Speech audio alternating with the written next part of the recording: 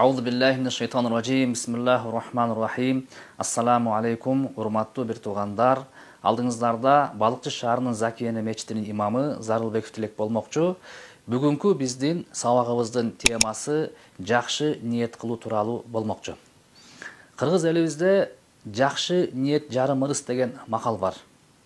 Эми динибизде дагы мына ошол макалдын негизинде карай турган болсок, пенде баласы кайсы бир учурда жакшы амалдарды кыла албай калышы мүмкүн. Жакшы ибадаттарга жете албай калышы мүмкүн. Бирок кандай гана пенде болбосун, мейли ал дени сак болсун, оорукчан болгон болсун, кедей болгон болсун, бай болгон болсун, ал пенде баласына Кудай Таала ниет кылууга мүмкүнчүлүк берген. Демек ниетти баары кыла алат. Эми ошол ниет аркылуу сооп таап алса болобу? Же ниет аркылуу күнөө таап алса болобу? Мына ошол боюнча динибиз эмне дейт? Аны биз пайгамбарыбыз Мухаммад саллаллаху алейхи вассаламдын берекелүү куттуу хадисинен угуп көрмөкчүбүз. Ан Ибн Аббас радhiyallahu anhuma ани Расулуллах саллаллаху алейхи вассалам фима ярвихи ан Раббихи табарака ва таала кал. Ибн Аббас деген пайгамбарыбыз саллаллаху алейхи вассалам сахабасы болгон. Мына ошол киши пайгамбарыбыздан саллаллаху алейхи вассалам пайгамбарыбыз болсо Аллах Тааладан мына ушундай бир хадисти риваят кылат. Кандай десе, Allah Taala mıntıp aytты дейт. Inna Allaha katabal hasanat was sayiat thumma bayyana. Faman hamma bi hasanatin falam ya'malha katabahu Allahu indahu hasanatan kamilatan.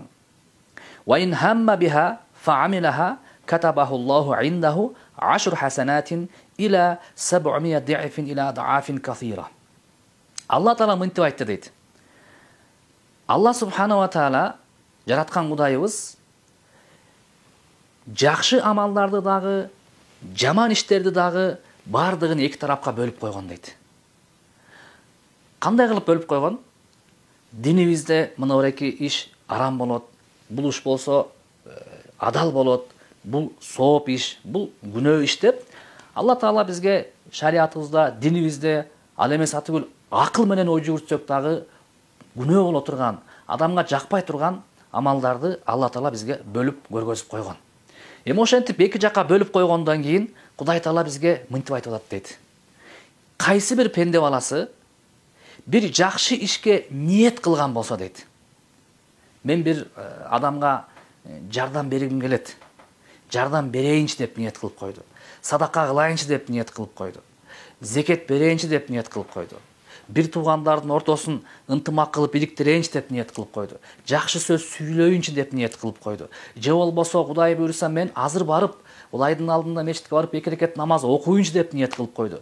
Же бир шаарыбызга, мамлекетибизге бир пайдам тийсинчи деп бир чоң мамлекетте иштеген адам ниет кылып койду да. Мына ошол ниет кылып койгон болсо дейт. Фалам я'малха. Кайсы бир себептер менен кыла албай калса, кайсы бир себептер менен ошол ниетин ишке ашыра албай калган болсо дейт. Катабахуллаху индаху хасанатан камилатан. Кудай Таала ал пендеге мына ошол ишти кылды, толук аткарды деген соопту жазып коет дейт. Караңыздарчы. Сен ниет кылып койдуң. Ниет деген эмне? Ал ишке аша элек. Сенин көкүрөгүңдө, жүрөгүңдө толук бекемдеп калган нерсе да. Ошону сен ишке ашарам деп даярданып аткансың.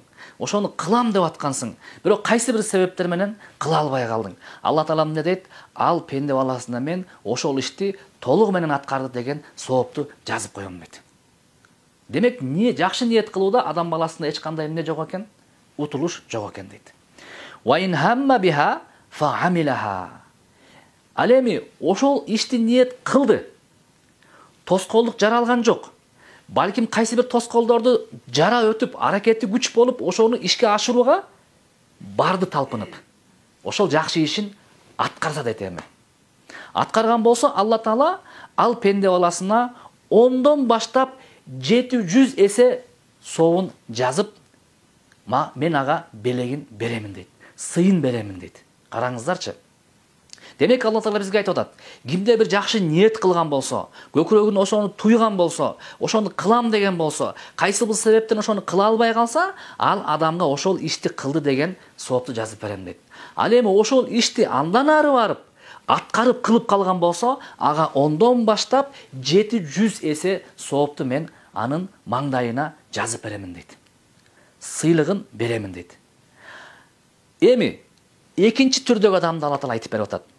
Wa in hamma bi sayyi'atin falam ya'malha katabahu Allahu 'indahu hasanatan kamilatan дейт.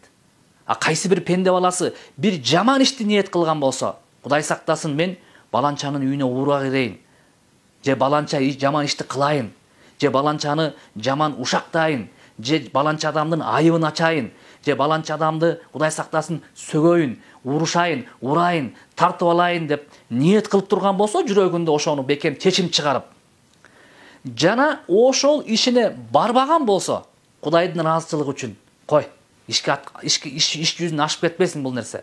Мен бул нерсени кылбай эле коеюн. Кудай бар го, Кудай карап турат го. Эртең элдин алдында ашылдың болом, Алла Тааланын алдында ашылдың болом. Кудайдын алдында барганда баары ачыкка чыгат.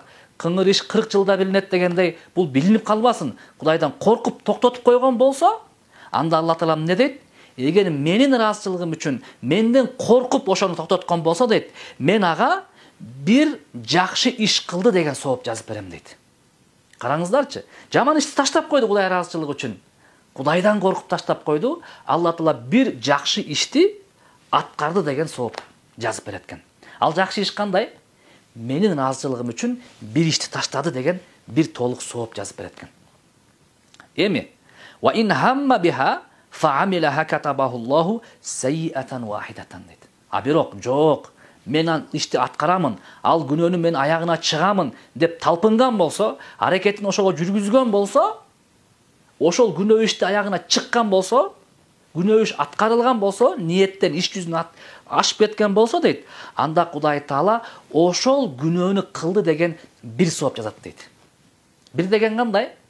Эгерде Кудай сактасын уурулукту ниет кылган болсо, уурулуктун аракетин кылып жазалган болсо, уурулук кылды. Же бирөөнүн айыбын ачам деп ниет кылып ошону кылган болсо, айыбын ачты деген ошого жараша күнөө жазып берет дейт. Ал эми караңыздарчы, кайсыл жактан бизге утуш бар?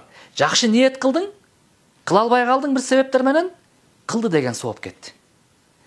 Жакшы ниет кылдың, ошону кылдың, Алла Таала 10дон 700 эсе аягы жок сооп жазды. Жаман ниет кылдың, Кудайдан коркуп таштап койдуң, бир сооп жазды. Жаман ниет кылдың, аны аягына аткардың, Кудай Таала бир күнөө жазып койду дейт. Демек Кудай Тааланын бул жакта адилеттүүлүгү билинип атат. Адилеттүүлүгү каякта? Адилеттүүлүгү сен күнөөнү ниет кылганда, ошол күнөөнү ишке ашырганда, күнөөгө күнөөдөй гана бирге бир күнөө жазып бергени бул Кудайдын адилеттүүлүгү. Ал эми бир жакшы ишке 10дон 700 эсе сооп жазып берүүсү бул адилеттүүлүк эмес. Бул Кудай Тааланын бизге берген берешендүүлүгү, ырайымдуулугу, мээримдүүлүгү менен Кудай Таала бизге ушундай канча деген жадырап жайнаган соопторун бизге берип атат. Муну менен эмнени айткым келип атат? Хадис мына ушу менен пайгамбарыбыздыкы бүтөт. Муну менен биз жакшы ишти кылышыбыз керек.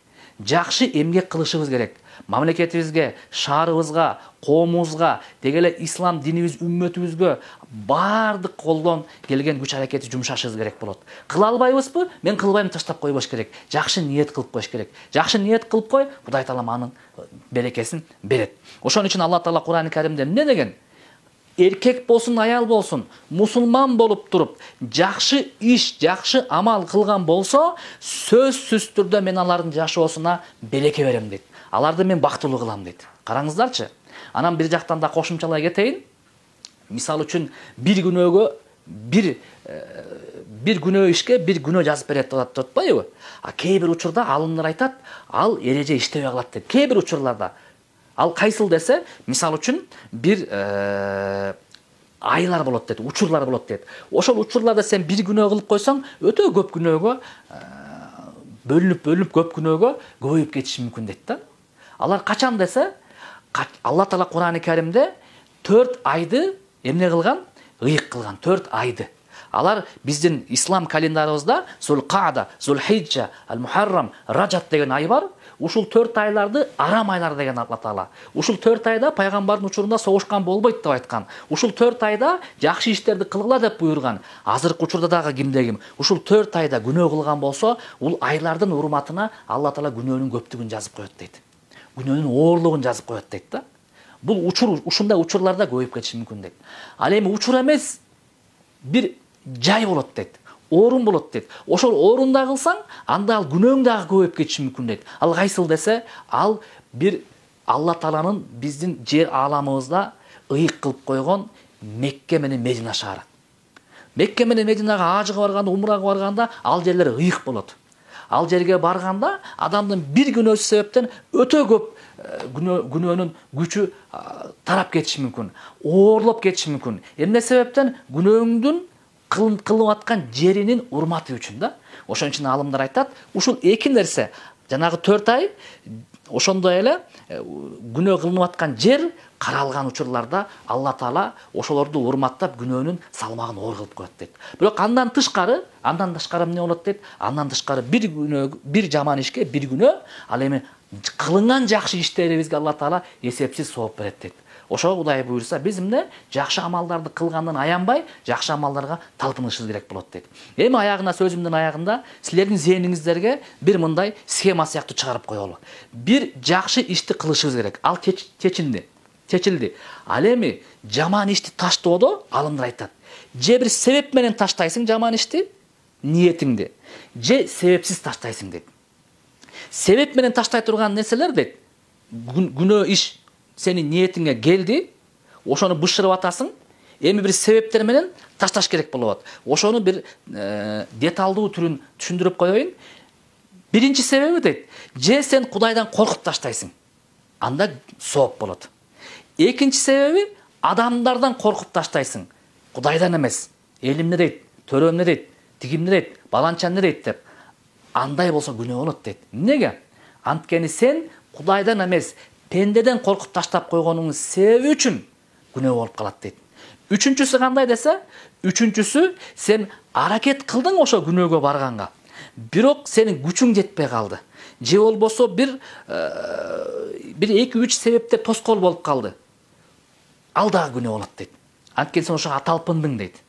Демек бир себептер менен дегенде же Кудайдан коркуп, же пендеден коркуп, же себептерден ишке ашпай калып дейт. Кудайдан корккондо сооп болот дейт. Пендеден корккондо, бир себептерден ишке ашырбай калганда, экөөндө тең Кудай Таала жаман ниетиң үчүн күнөөнү жазып коет дейт. Ал эми себепсиз таштап койгон болот дейт, ниеттер дагы дейт. Алар кайсыл десе, себепсиз оюңа келди, ой толгоо келди, бир күнөө ишти кылайын деп атасың, ошону сен дароо таштап салдың да, дароо оюңан чыгарып салдың. Кудай кечирсин, астагфирулла деп таштап салдың, анда дагы сага сооп берилет дейт. А бирок оюңа келди, андан каалоого өттү, каалоодон ниетке өттү, ошону жүрөгүңдө алып жүрөсүң, багып жүрөсүң, чоңойтуп жүрөсүң, ошону сен өзүң кармап жүргөн үчүн дагы Кудай Таала адам баласына күнөө жазып коет дейт. Ошон үчүн бир туугандар, ар дайым оюбузду жакшы кылалы, ар дайым ниетибизди жакшы кылалы. Ниетте, аракетте Кудайдын ыраазычылыгы бар. Адамдар үчүн пайда болот.